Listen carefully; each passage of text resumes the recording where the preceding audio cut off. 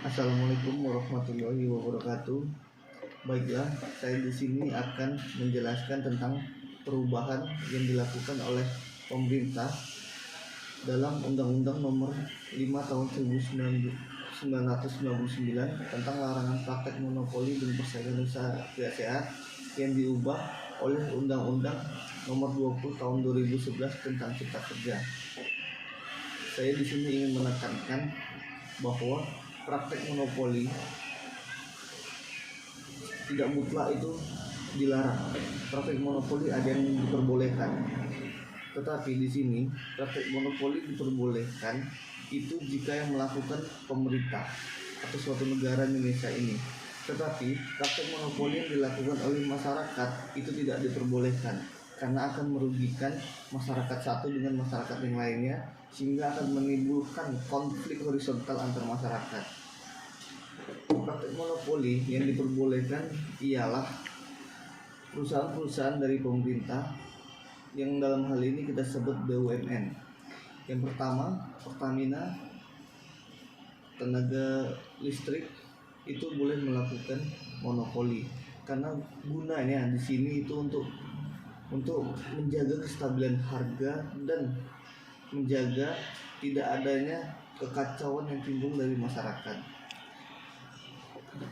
Di sini saya ingin menjelaskan bahwa walaupun putusan Mahkamah Konstitusi membuat Undang-Undang Nomor 11 Tahun 2020 itu inkonstitusional bersyarat dan harus dilakukan perbaikan selama 2 tahun ini, tetapi di sini telah ada perubahan yang dilakukan oleh Undang-Undang Nomor 11 Tahun 2020 tentang Cipta Kerja atas undang-undang sebelumnya yang terdapat di dalam Undang-Undang Nomor 5 Tahun 1999. Di sini kita merujuk kepada bab 6 pasal 118 Undang-Undang Nomor 11 Tahun 2020. Ada beberapa poin yang kita lihat mendapatkan perubahan.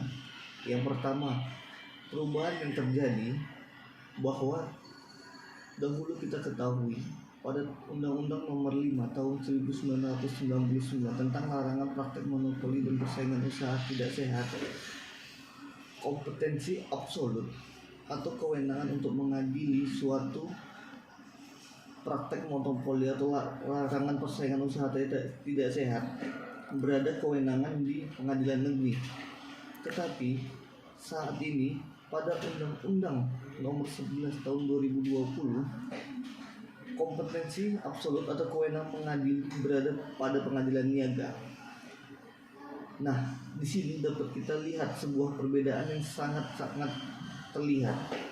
Tetapi menurut hemat saya sudah sepantasnya pemerintah melakukan ini, karena tidak mungkin dicampur pengadilan umum, pengadilan negeri itu pengadilan umum yang terlalu banyak perkara di dalamnya, sehingga jika terjadi perkara komersil seperti saat ini itu membuat lambat untuk diselesaikan. Seperti kita ketahui bersama, seorang pembisnis tidak akan mau membuang waktunya untuk menunggu, maka dikeluarkan terobosan-terobosan dengan diciptakannya Undang-Undang Cipta Kerja ini pada tahun 2020 untuk menyelesaikan secara cepat dan singkat pada pengadilan niaga. Pada kewenangan pengadilan niaga ini ada ditunjuk hakim ad hoc karena para pebisnis itu waktu bagi mereka adalah uang. Tetapi di sini saya agak mengoreksi. Kenapa saya koreksi di sini? Pengadilan niaga di seluruh Indonesia itu baru berjumlah 5. Sedangkan kasus-kasus sekarang kita yang ditangani itu sudah sangat banyak. Bagaimana nanti jika suatu pengadilan niaga terlalu jauh dengan duduk perkaranya? Ini kan butuh modal yang besar bagi seorang yang melakukan pelaporan atas larangan praktek monopoli tidak sehat. Kemudian contohnya dapat kita lihat di Sumatera ini, pengadilan niaga hanya terdapat di Sumatera Utara. Bagaimana jika case yang terdapat itu terjadi di Pekanbaru Riau, sedangkan jarak dari Pekanbaru ke Sumatera Utara itu mencapai 24 jam. Bukankah ini membutuhkan waktu untuk melakukan pelaporan? Mungkin atas hemat pikir saya ini, pemerintah nanti akan mengusulkan bagaimana di setiap daerah memiliki pengadilan niaga.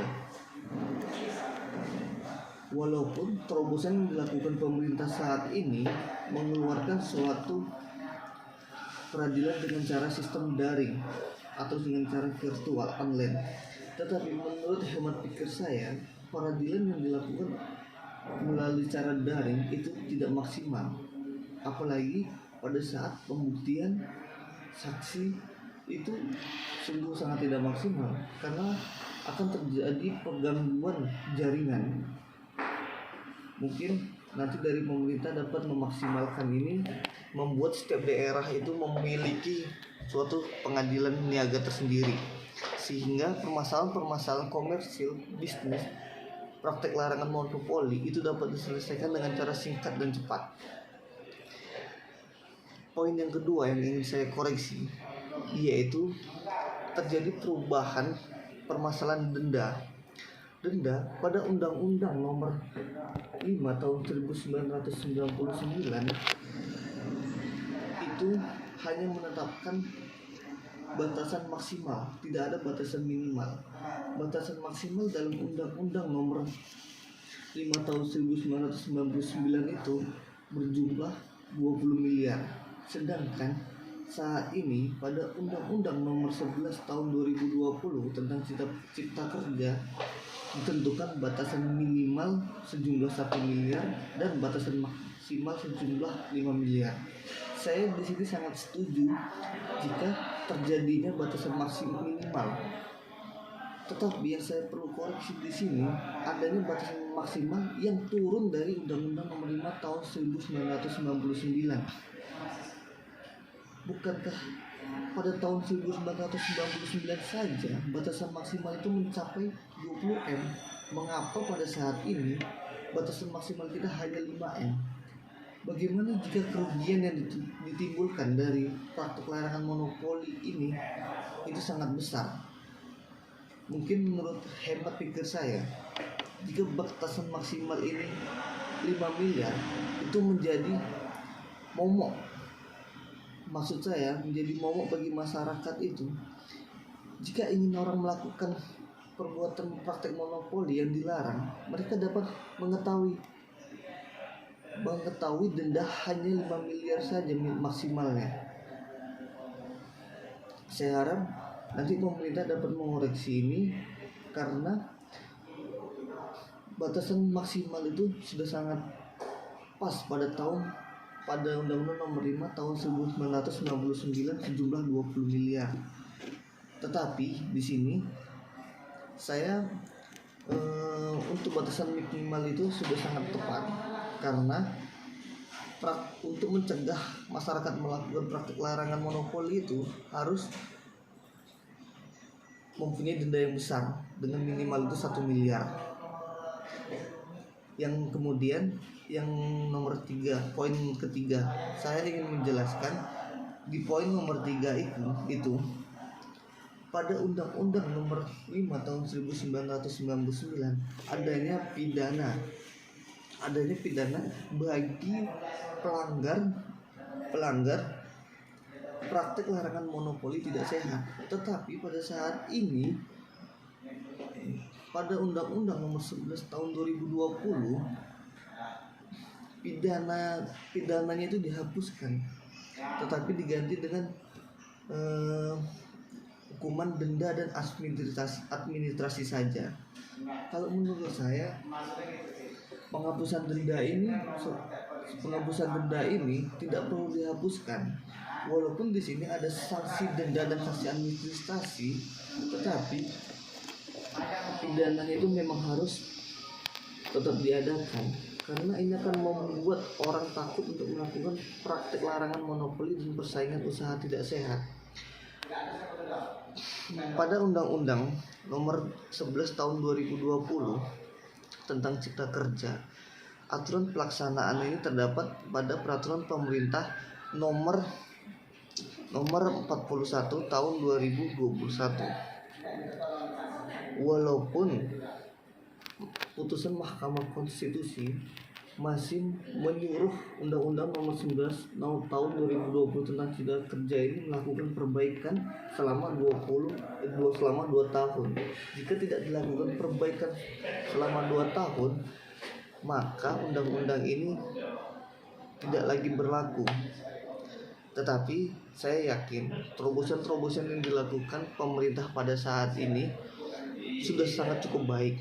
Tetapi ada saran dan beberapa pendapat saya tentang perbaikan-perbaikan yang dilakukan pemerintah ini untuk menemukan titik yang lebih jauh dari sempurna. Walaupun tidak akan pernah suatu peraturan itu mencapai kata sempurna, karena kesempurnaan itu hanya milik Allah Subhanahu wa taala. Tetapi sudah sepantasnya kita sebagai seorang akademisi mengkoreksi atau memberikan pendapat atau memberikan saran kepada pemerintah jika ada suatu peraturan yang masih kurang tepat untuk digulirkan di masyarakat. Dengan ini saya menyampaikan Undang-Undang Nomor 11 Tahun 2020 tentang Cipta Kerja yang merubah beberapa poin atas Undang-Undang Nomor 5 Tahun 1999 tentang praktek larangan monopoli dan persaingan usaha tidak sehat sudah tepat, tetapi perlu adanya perbaikan untuk mendekati kata kesempurnaan dan dapat digunakan dengan baik di masyarakat. Mungkin ini yang dapat saya sampaikan.